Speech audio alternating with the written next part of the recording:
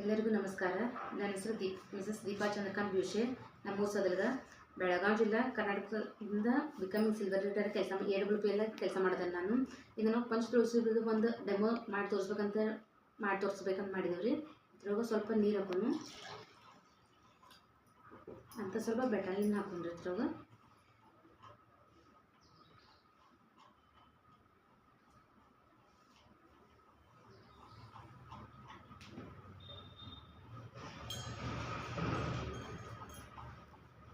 ಇದೇ ರೀತಿ ಸ್ವಲ್ಪ ತುಳಸಿ ಪಂಚ ತುಳಸಿ AWPL ಪಂಚ ತುಳಸಿ ಜರ ಹಾಕೊಂಡ್ರಿ.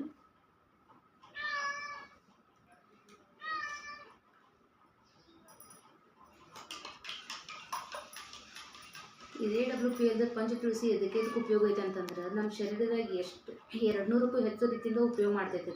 ಒಂದೇ ನಮ್ಮ ಬೊಜ್ಜು ಕರಗಿಸ್ತೈತಿ ಅಂತ, ಶರೀರ ಕೊಲೆಸ್ಟ್ರಾಲ್ ಹೆಚ್ಚಾಗಿತ್ತಂದ್ರೆ ಕಡಿಮೆ ಮಾಡ್ತೈತಿ.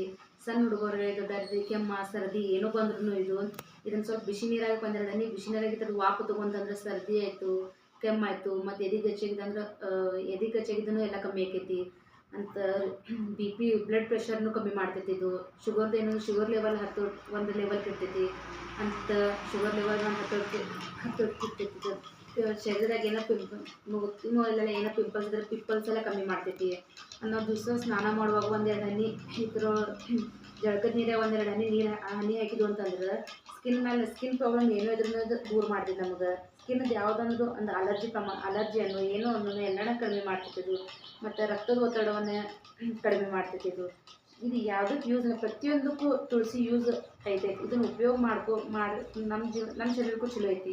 ಈಗ ನೋಡ್ರಿ, ಇದು ನೀರು ಬೆಟಾಲಿನಾಗ ನೀರು ಕೆಂಪಾಗಿತ್ತು. ಇದು ತುಳಸಿ ಏನಾಗಿದ್ರೆ ನೀರು ಎಷ್ಟು ಪೈಲ ಯಾವ ರೀತಿ ನೀರಿನ ಕಲಿತು ಅದೇ ರೀತಿ ಆಗತ್ತಿ.